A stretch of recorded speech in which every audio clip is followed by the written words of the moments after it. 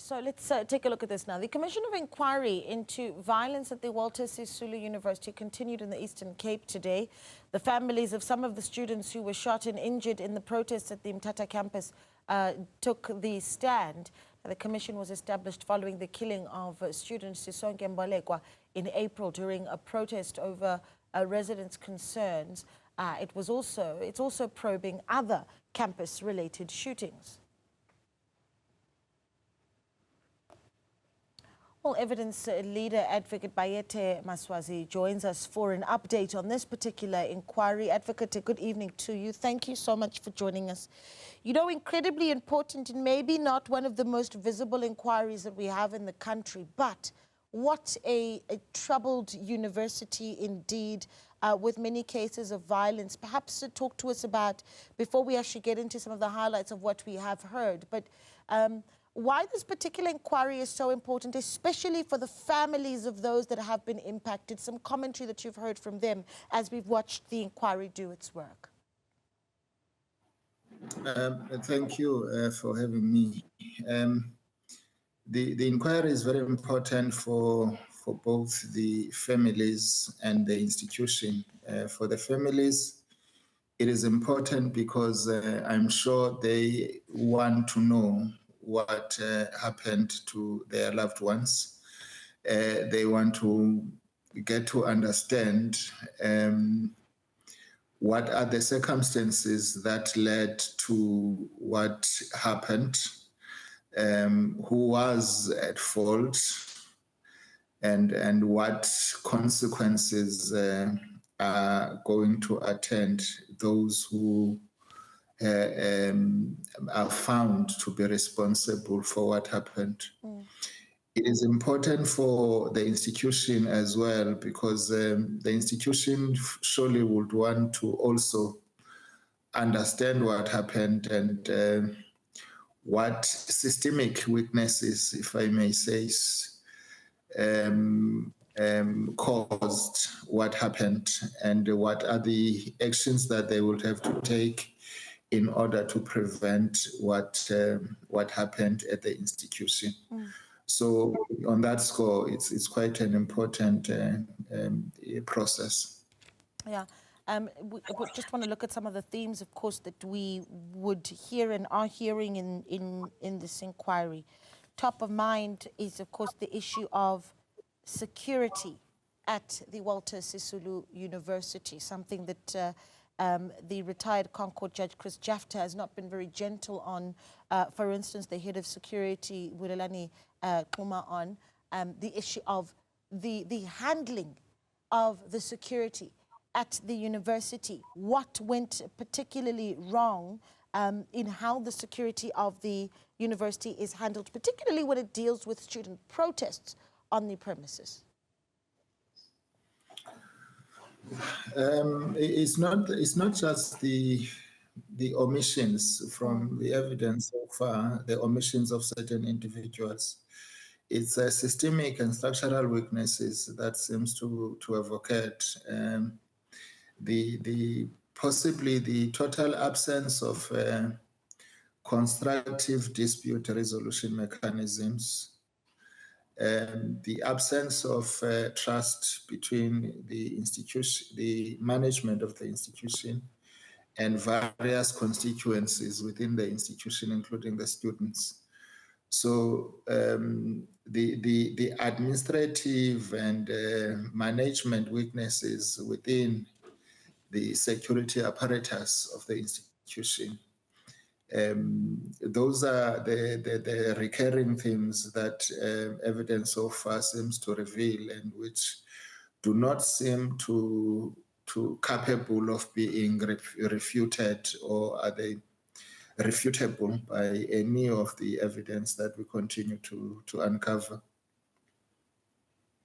Yeah, there is, of course, the issue of the reports of sexual assault, right? So the questioning of a female student, for instance, who had accused a security staffing member of assaulting her. And then there's how sexual assault cases are handled at the university. I mean, standout testimony where that is concerned, which is a big safety issue for students. Just recently we spoke to them, and I specifically remember hearing one of the students talking about there's a sense that there is nowhere to go for female students that live in fear. Yes, as I've said, many of these incidents, the one that you mentioned and a number of others, it does seem that they arise out of certain administrative and management weaknesses that have occurred in the institution generally. The systems that have failed to manage the relationship between private security providers and the internal security arrangements also do seem to have contributed to some of the incidents that you allude to.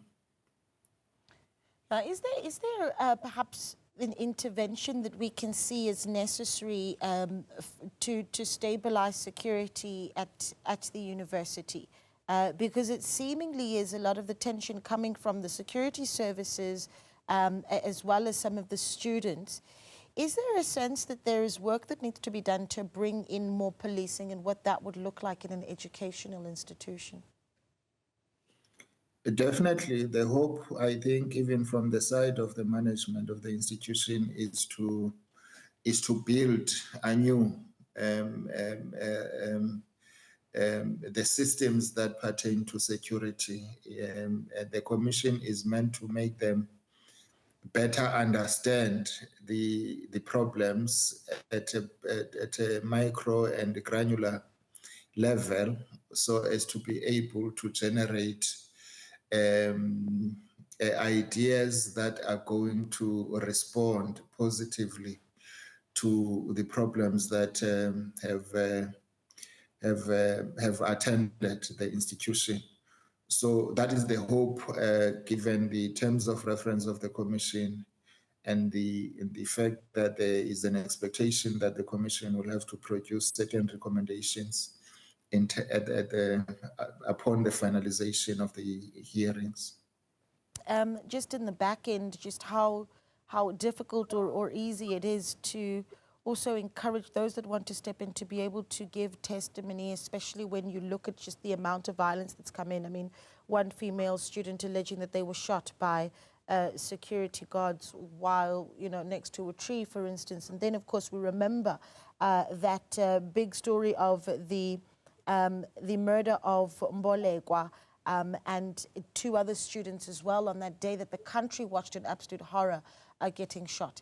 Is there concern around just how willing people are to come forward to give evidence? Has that been an issue?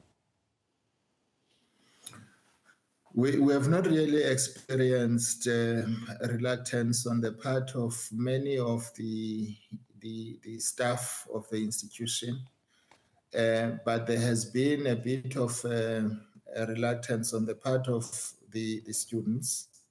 Many of them have been a bit concerned about what is likely to happen to them as a consequence of them having testified.